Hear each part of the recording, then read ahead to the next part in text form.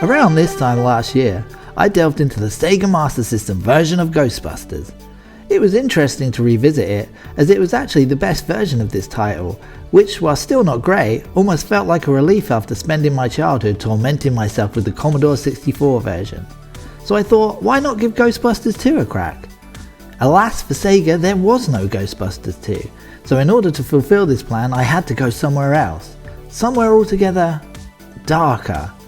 A place of fire and brimstone coming down from the skies, rivers and seas boiling, 40 years of darkness, earthquake, volcanoes, the dead rising from the grave, human sacrifice, dogs and cats living together, mass hysteria. Yes, that's right, it was time to play a Nintendo game.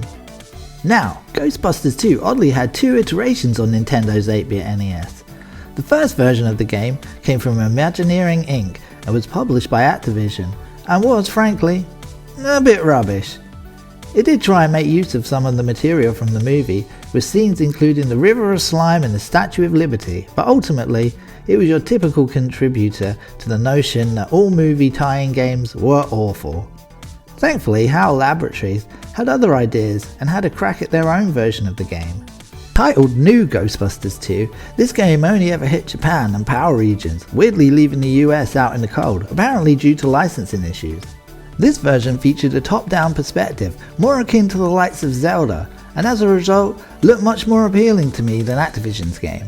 But that's enough faffing around talking, let's get slimy. He slimed me. Right out of the gate, things just feel better. And look at this, you actually get Winston. That's already one up on the original Mega Drive version, even though in fairness you can get a fan mod to fix that omission these days. I mean, there is clearly a bit of an oddity with his colour palette, but the fact he's actually in the game is a nice feeling.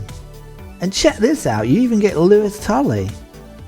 So you want to play Boggle or Super Mario Brothers? Not really, mate, I'm Sega through and through. But man, they should have just thrown in Janine and had the whole gang present and correct. Ghostbusters, what do you want? You start out in the courthouse, and immediately you're faced with Slimer-style ghosts, so there's no time to mess around.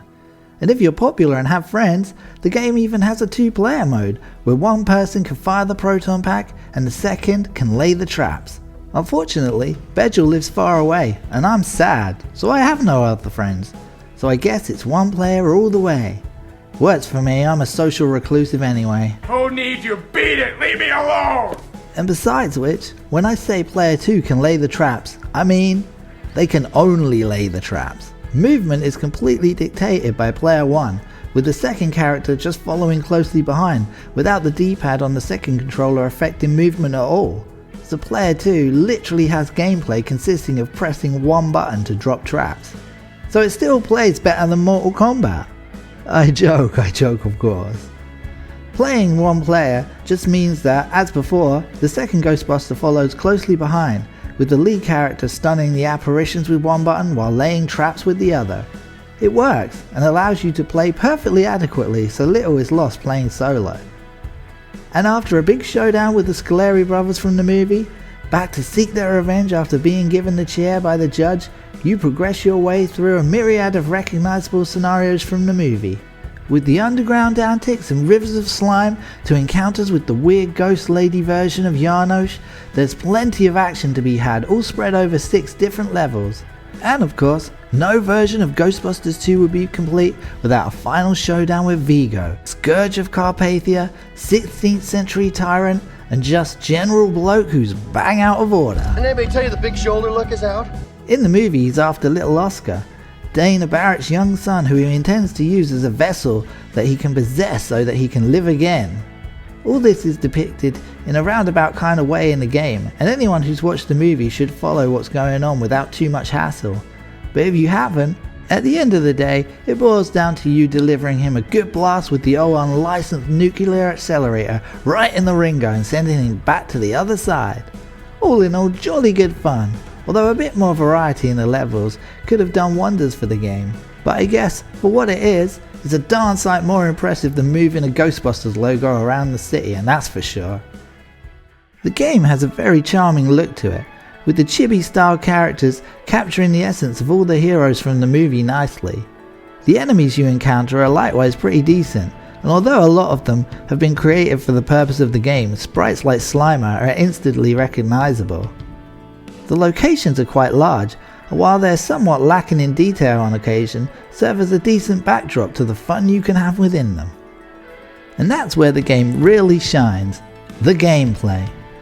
It's just a fun game to take control of, with your players responding well to your inputs, while zapping and trapping the assortment of enemies is satisfying and doesn't grow tiresome fast.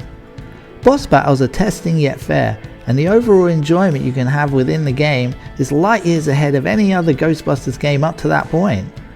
Negatives are few and far between, but there are a couple of things I should probably mention. The game is pretty short, and so they seem to ramp up the difficulty a notch to accommodate this, with your characters only taking a lone hit to send him to the afterlife. But you do get continues and all the other bits like earning new lives and stuff though, so this isn't too bad to be fair.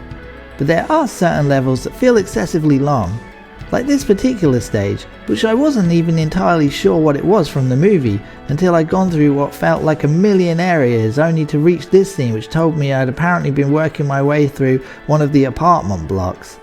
Check out 8-Bit Sigourney Weaver by the way.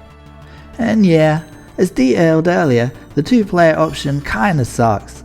Would it have been so hard to let player 2 move their own character? Kinda lame. And as also mentioned earlier, there could have been some more potential with the levels, as there are a bunch of details omitted like no Ecto 1A, no Statue of Liberty, and no Slime Blower. I can't help but feel the inclusions of stuff like that could have added a ton of fun to the game.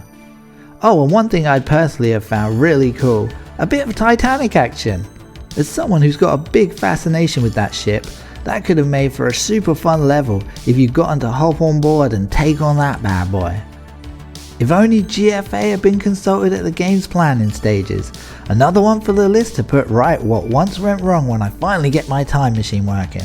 And although to be fair, if I was to suggest anything, it would have been the inclusion of Terry Hatcher in any capacity at all. Relevant or not, you can't go wrong with a hottie of this caliber, and would have had the youth waggling their NES advantage like there's no tomorrow. So in conclusion, this is a top Ghostbusters game, with only some minor drawbacks which really don't feel like a big deal in the grand scheme of things. Any problems massively play second fiddle to the overall quality of the product, and the overall impression of the game is that of a great title full of fun, enjoyment and a ton of charisma. It still feels a little under the radar, possibly due to it foregoing an American release and avoiding a very large and influential base of gamers both commercially and on the various online platforms. But those who have discovered it often acknowledge its brilliance, and if Ghostbusters is your kind of shizzle, this is one you don't want to miss. At a time when movie license games were going down the pan and everyone was sick of the tosh being shoveled out, we needed something to turn the tide. We needed something that everyone can get behind. We needed a symbol. Something that appeals to the best in each and every one of us. Something good. Something decent. Something pure. Ladies and gentlemen, I give you new Ghostbusters 2. And as ever, thanks for watching. Take it easy gaming guys and girls and keep it locked here on Gaming for Ages for more retro goodness soon. Layers.